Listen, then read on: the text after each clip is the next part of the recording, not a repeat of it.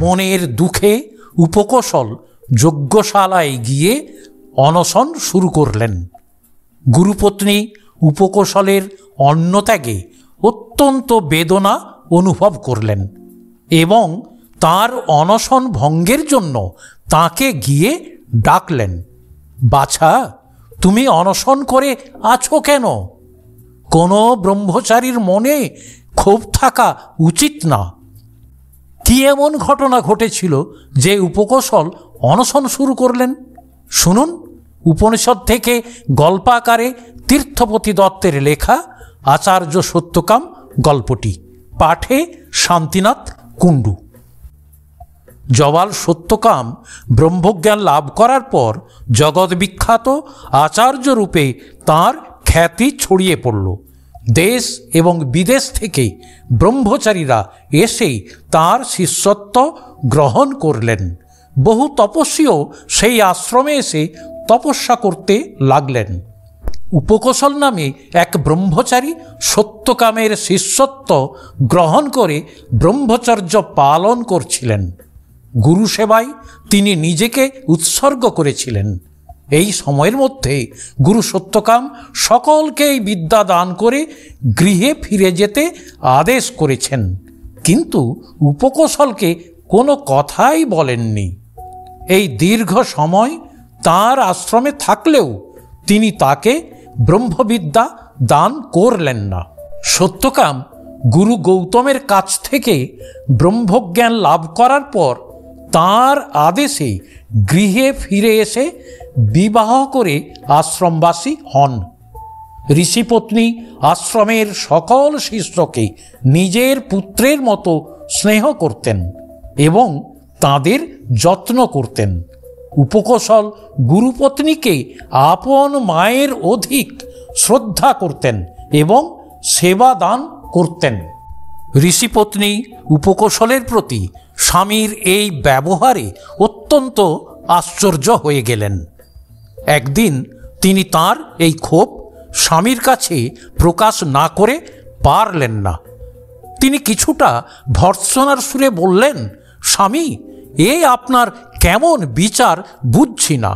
শিষ্য উপকৌশল আপনার এবং আশ্রমের সকল কার্য অতি নিষ্ঠার সঙ্গে আজ 12 বৎসর হলো করে যাচ্ছে। কোনো বিষয়ে কোনো ত্রুটি নেই তার, অথচ তাকে এতদিনেও গৃহে ফেরার অনুমতি দিলেন না বা বিদ্যাদান করলেন না। সত্যকাম এর কোনো জবাব না দিয়ে একদিন তীর্থযাত্রার উদ্দেশ্যে যাত্রা করলেন। মনের দুঃখে উপকৌশল যজ্ঞশালায় গিয়ে অনশন শুরু করলেন। গুরুপত্নী উপকৌশলের অন্নত্যাগে অত্যন্ত বেদনা অনুভব করলেন এবং তার অনশন ভঙ্গের জন্য তাকে গিয়ে ডাকলেন, বাছা, তুমি অনশন করে আছো কেন? কোনো ব্রহ্মচারীর মনে ক্ষোভ থাকা উচিত না। উপকৌশল বললেন, মা, আমার মন আজ খুবই খারাপ। আজ আমি উপবাস করব, আমাকে আহারের জন্য বলবেন না। 12 বৎসর ঋষি সত্যকাম এবং অগ্নিগণকে উপকৌশল পরিচর্যা করায় তাঁরা তার প্রতি সন্তুষ্ট ছিলেন। আজ উপকৌশলকে তাদের সামনে অনশন করতে দেখে তারা নিজেরা ঠিক করলেন, এত কঠোর তপস্যা ও নিষ্ঠার সঙ্গে গুরুর পরিচর্যা করেও যখন গুরু তাকে ব্রহ্মবিদ্যা দিলেন না, তখন আমরাই একে ব্রহ্মবিদ্যা দান করি। উপকৌশলের কাছে এসে 3 অগ্নি বললেন, বৎস, ওঠো, মনে কোনো ক্ষোভ রেখো না, আমরাই তোমাকে ব্রহ্মবিদ্যা দান করছি। প্রাণ ব্রহ্ম, ক ব্রহ্ম, খ ব্রহ্ম। উপকৌশল সবটা বুঝতে পারলেন না। তিনি বললেন, প্রাণকে আমি ব্রহ্ম বলেই জানি, কিন্তু ক ও খ বুঝলাম না। অগ্নিগণ বললেন, ক এবং খ অভিন্ন। উপকৌশল বললেন, প্রাণের উপর মানুষের জীবন নির্ভর করে, তাকে ব্রহ্ম বলা যায়, কিন্তু ক ও খ। অগ্নিগণ তখন ক ও খ ব্যাখ্যা করে বোঝালেন। কয়ের অর্থ সুখ, সাধারণ অর্থে ভোগ সুখ। এই সুখ ক্ষণস্থায়ী, ক্ষয়ের অর্থ জড়। আকাশ চৈতন্য তার মধ্যে নেই। উপকৌশলের সংশয় কেটে গেল। ব্রহ্ম একই সময়ে ক ও খ, এই উভয়ই, অর্থাৎ ব্রহ্ম আনন্দময় ও চৈতন্যময় মহাসত্তা, এদের উপাসনা করা প্রয়োজন।